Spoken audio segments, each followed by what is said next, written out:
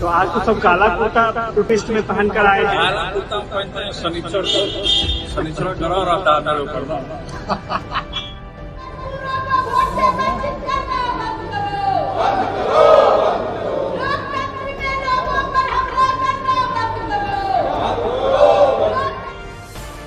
बिहार विधानसभा में आज जमकर बवाल देखने को मिला।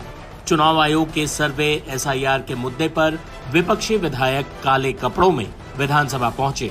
विधानसभा के अंदर भी जमकर हंगामा देखने को मिला, जबकि विधानसभा के बाहर तमाम विधायक काले कपड़ों में नारेबाजी करते नजर आए। लेकिन विपक्ष का एक विधायक सबसे अलग नजर आ रहा था।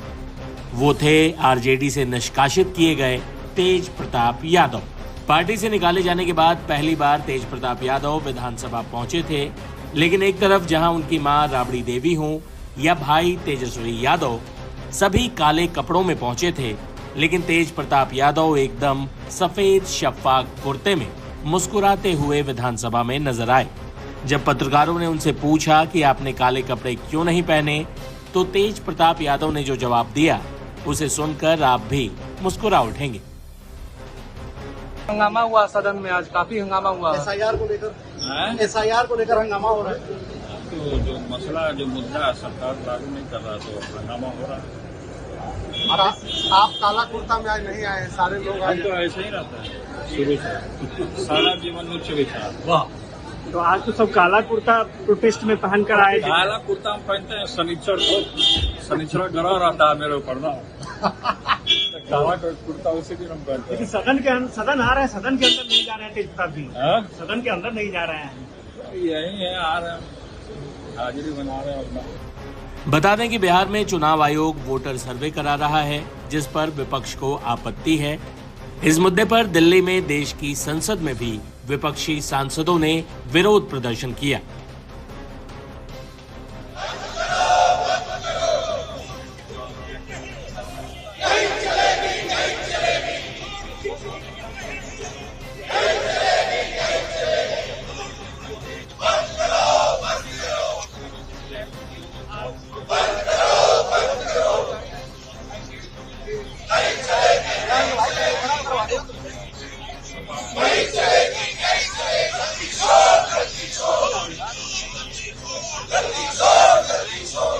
जाते जाते आपको दिखाते हैं कि सफेद और काले कपड़ों में आए बड़े भाई तेज प्रताप और छोटे भाई तेजस्वी यादव ने विपक्ष के विरोध प्रदर्शन पर क्या कहा।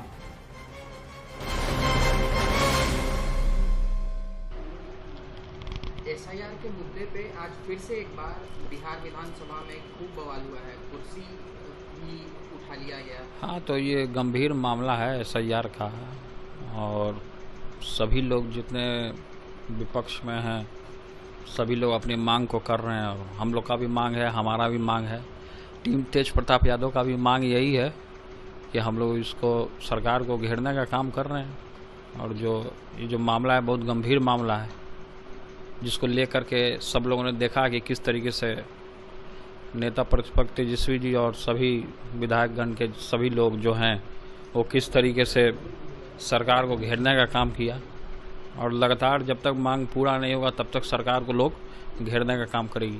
क्या टीम तेज प्रताप यादव अब एक पार्टी में जल्द ही बदलने वाली है? नहीं, हमारा ऐसा कोई मकसद अभी नहीं है कि इसको हम पार्टी बना रहे हैं कि क्या कर रहे हैं, क्योंकि पार्टी ऑलरेडी है। और टीम तेज प्रताप यादव एक जुड़ने का माध्यम है, एक प्लेटफॉर्म है जिससे लोग हमसे जुड़ते हैं, हमसे मिलते हैं, और जनता का जो समस्या होता है ज़्यादा से ज़्यादा हम निदान कोशिश करते हैं कि उनका निपटारा हो सके। बिहार विधानसभा में कभी भी हंगामा होता था तो तेजस्वी जी के साथ आप हमेशा रहते थे और विपक्षियों के ऊपर आप चढ़ बैठते थे, लेकिन अब तेजस्वी यादव कहीं ना कहीं वो कमी दिख रही है। नहीं, कमी क्या दिखेगी, सब लोग अपने अपने काम में लगे हुए हैं और माहौल एक जैसा नहीं होता, परिवर्तन होता रहता है, तो सब लोग हैं साथ में, क्या करना है। राबड़ी देवी जी कह रही हैं कि नीतीश कुमार से बिहार नहीं संभल रहा है, निशांत कुमार को जिम्मेवारी दे देना चाहिए। तो सोच समझ के उन्होंने बोला होगा, जो भी बयान दिया होगा। ये तो सही बात है कि नीतीश कुमार जी से राज नहीं चल रहा है, राज के मुखिया हैं नीतीश कुमार जी, और आए दिन देख लीजिए किस तरीके से अपराधी जो है पूरे तरीके से बिहार में तांडव मचाने का काम कर रहे हैं। हत्या हो रहा है, लूट हो रहा है, बलात्कार हो रहा है पूरे तरीके से। कोई आदमी, आम नागरिक, यहाँ तक कि मंत्री विधायक भी सुरक्षित नहीं है इनके राज में, जिस तरीके से हत्या हो रहा है। तो ये महा जंगल राज आ चुका है। देखिए, काले कुर्ते का मतलब ये है कि हम लोग जो है प्रोटेस्ट कर रहे हैं और लोकतंत्र की जननी बिहार है और वहीं से लोकतंत्र को खत्म करने का प्रयास कर रही है चुनाव आयोग बीजेपी के इशारे पे। लोगों का अधिकार ही नहीं छीन रही है वोट का, बल्कि अस्तित्व को ही मिटाने में लगी हुई है। और हम लोग बिहार विधानसभा, क्योंकि बिहार का लोकतंत्र का मंदिर सबसे बड़ा है, वहाँ हम चाहते हैं कि इस इशू पे, एसआईआर के इशू पे चर्चा हो। लेकिन सरकार के लोग जो हैं भाग रहे हैं। आखिर क्या कारण है कि सरकार के लोग जो है एसआईआर पे चर्चा करने से भाग रहे हैं?